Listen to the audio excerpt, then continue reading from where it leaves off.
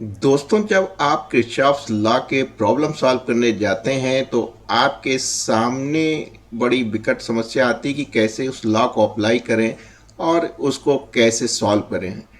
चार simple technique हैं जो कि सोती सर ने हम बना रखी हैं। अगर आप उनको ध्यान से पढ़ लेंगे तो आपके सारे सवाल हल हो जाएंगे। आज हम लोग ये 5 सवाल लगाएंगे, लेकिन उससे पहले ये आप टेक्निक समझिए। आपको मालूम है कि साहब कोई क्लोज सरफेस होगी, क्लोज लूप होगी, तो उसको हम मैश कहते हैं। और मैश के अंदर जो आपके पास लूप हो सकती है वो क्लॉकवाइज हो सकती है बेटा, और या तो एंटी क्लॉकवाइज हो सकती है। चार बातें हैं, अगर आप ध्यान से पढ़ लेंगे आपका काम बन जाएगा। दो रेजिस्टेंस से संबंधित हो सकती हैं और दो आपके सेल से संबंधित हो सकती हैं। जो ईएमएफ सोर्स आप लगाते हैं उससे संबंधित हो सकती हैं, क्योंकि दोनों के केस में चाहे आपका रेजिस्टेंस हो चाहे आपका ईएमएफ सोर्स हो, दोनों में आपको जो है जो पोटेंशियल है, एनर्जी है जो कंजर्व करती है, उसको निकालना है। ध्यान क्या रखना है, एक आपका ये रेजिस्टेंस है, इसमें करंट इधर की डायरेक्शन में आपकी फ्लो कर रही है। तो आपकी जो लूप है वो, अगर देखिए करंट की डायरेक्शन में लूप है तो करंट पॉजिटिव लेते हैं, जिसकी वजह से इस रेजिस्टेंस के क्रॉस जो वोल्टेज ड्रॉप होगा वो पॉजिटिव होगा और मैग्नीट्यूड I इंटू आर हो जाएगा। इसी तरह आपको एक परिस्थिति मिलेगी किसी भी क्लोज लूप में कि जो लूप है वो करंट की डायरेक्शन के अपोजिट होगी। तो ऐसे सूरत हाल में जब करंट की डायरेक्शन लूप की डायरेक्शन डिफरेंस है, अपोजिट है, तो आप निगेटिव साइन लेंगे और जो पोटेंशियल ड्रॉप होगा लाजमी है -IR होगा। तो दोनों बात क्लियर हो गई बेटा। रेजिस्टेंस के केस में कि आपको देखना है लूप का और करंट की डायरेक्शन सेम में है तो करंट पॉजिटिव, पोटेंशियल ड्रॉप कितना होगा IR। लूप की डायरेक्शन और करंट की डायरेक्शन अपोजिट है तो करंट निगेटिव लेंगे, एम राइट। तो पोटेंशियल ड्रॉप कितना होगा IR। इसी तरह देखिए कि अगर ये आपकी क्या चल रही है, लूप चल रही है, एम राइट। अगर आप देखें, यहाँ मैंने डायरेक्शन नहीं बताई है इसलिए कि वहाँ पे परिस्थिति अलग हो सकती हैं। आप देखिए डायरेक्शन क्या काफ करंट कहाँ होती है, पॉजिटिव से निगेटिव होती है। तो ये दोनों अपोजिट हैं, करंट और पोटेंशियल, इसलिए ईएमएफ लेंगे आप निगेटिव लेंगे, एम राइट। ध्यान क्या रखना है, जब लूप पॉजिटिव से निगेटिव की तरफ जाती है, लूप जो है पॉजिटिव से निगेटिव की तरफ जाएगी, तब आप क्या लेंगे, ईएमएफ निगेटिव लेंगे। क्यों लेंगे, हमने आपको हल्का सा दिखाया था। अब आप कह रहे सर इसको बड़ा बड़ा इस तरह क्यों नहीं दिखा रहे हैं, क्योंकि अभी आप सीखेंगे जब न्यूमेरिकल लगाएंगे तो परिस्थितियां कुछ अलग होंगी। दिमाग में क्या रखना है कि जब लूप पॉजिटिव से निगेटिव की तरफ जाएगी तो ईएमएफ निगेटिव है। इसी तरह जब लूप निगेटिव से पॉजिटिव की तरफ जाएगी तो देखिए करंट कहाँ से निकलती है, पॉजिटिव टर्मिनल ऑफ सेल से, तो दोनों सेम हो गई। तो आपको ध्यान क्या रखना है कि लूप जो है निगेटिव से पॉजिटिव जा रही है तो आपका ईएमएफ पॉजिटिव होता है। तो सोती सर की ये चार बातें अगर आपके दिमाग में हैं, दो आपके रेजिस्टेंस से संबंधित हैं और दो आपके ईएमएफ से हैं, काम बहुत सिंपल है कि कब आपका पोटेंशियल ड्रॉप पॉजिटिव होगा कब निगेटिव होगा। ध्यान रखना बहुत आसान है, करंट की डायरेक्शन लूप की डायरेक्शन सेम है तो करंट पॉजिटिव, करंट की डायरेक्शन लूप की डायरेक्शन डिफरेंस है तो करंट निगेटिव। लूप अगर पॉजिटिव से निगेटिव जा रही है तो ईएमएफ निगेटिव। लूप अगर निगेटिव से पॉजिटिव की तरफ एंटर कर रही है तो आपका जो है क्या हो जाएगा, ईएमएफ पॉजिटिव हो जाएगा। ये चार बातें हैं जिनको हम लोग अप्लाई करेंगे। आइए चलते हैं क्वेश्चन नंबर 1 के पास। जब भी आपको एक से ज़्यादा सेल मिले तो समझ जाइए कि बगैर किरचॉफ लॉ के सॉल्व नहीं होगा।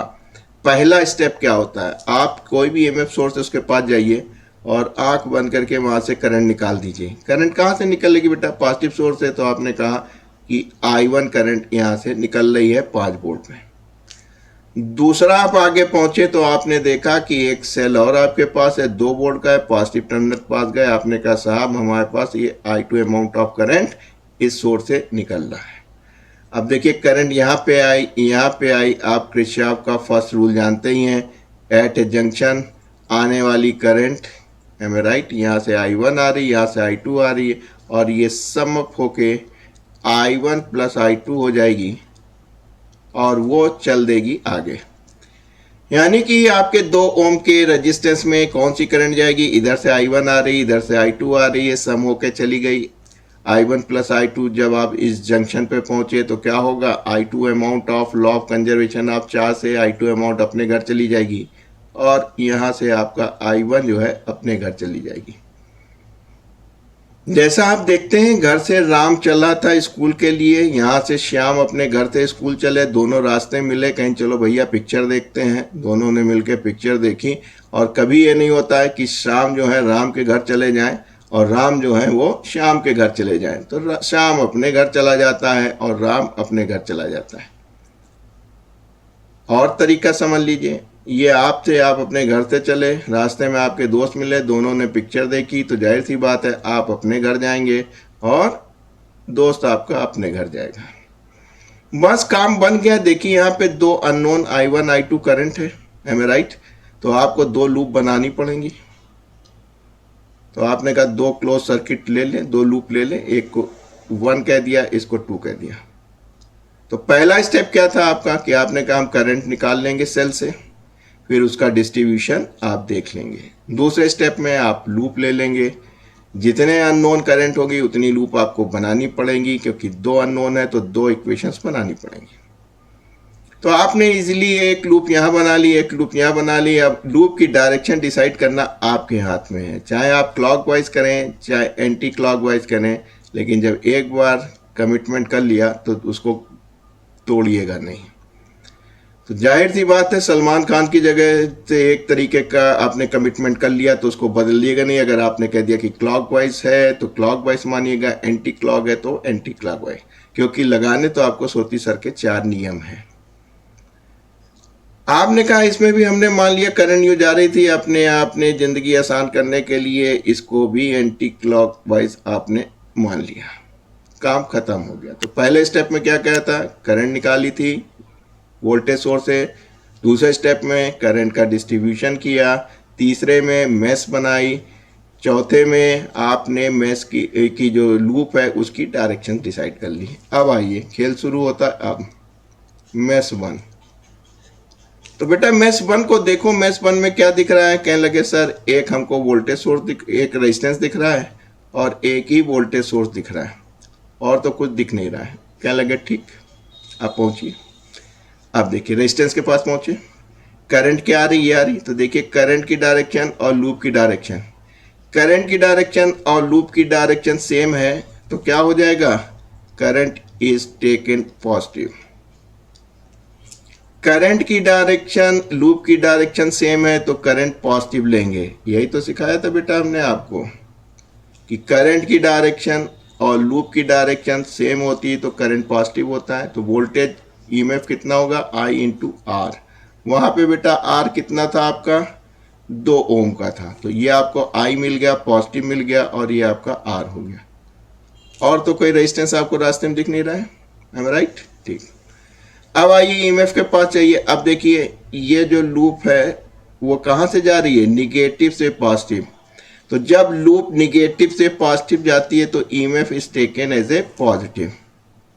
जब लूप निगेटिव से पॉजिटिव, देख लीजिए फिर से यहाँ से लूप यहाँ निगेटिव से पॉजिटिव जा रही है तो इसको क्या करेंगे, इसको जो है पॉजिटिव लेंगे। यही तो बताया था बेटा आपको कि जब लूप निगेटिव से पॉजिटिव जाती है तो ईएमएफ जो है वो पॉजिटिव होता है।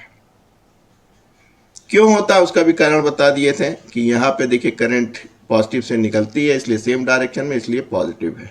बनाई क्यों नहीं है, आप देखेंगे कि यहाँ पे आपको डिफरेंट डायरेक्शंस मिलती है करंट की, उससे आप कंफ्यूज ना हुए। तो आप फोकस किस पे करेंगे, लूप पे, और देखेंगे कि ईएमएफ सोर्स में वो पॉजिटिव से निगेटिव जा रही है कि निगेटिव से पॉजिटिव जा रही है। तो चूंकि यहाँ पे निगेटिव से पॉजिटिव जा रही थी इसलिए पॉजिटिव, बस काम बन गया। काट दीजिए, इसको जीरो ना कर दीजिएगा। I1 प्लस I2 बराबर 1, एक इक्वेशन। 2 अननोन है तो 2 इक्वेशन बनानी पड़ेगी। आइए चलते हैं मैश 2 के पास। मैश 2 में देखिए बेटा आपको क्या क्या दिख रहा है, कहने लगे एक रेजिस्टेंस दिख रहा है, ठीक है, लेकिन यहाँ पे 2 वोल्टेज सोर्स दिख रहे हैं, एक 2 वोल्ट का बेटा और एक 5 वोल्ट का दिख रहा है, एम आई राइट।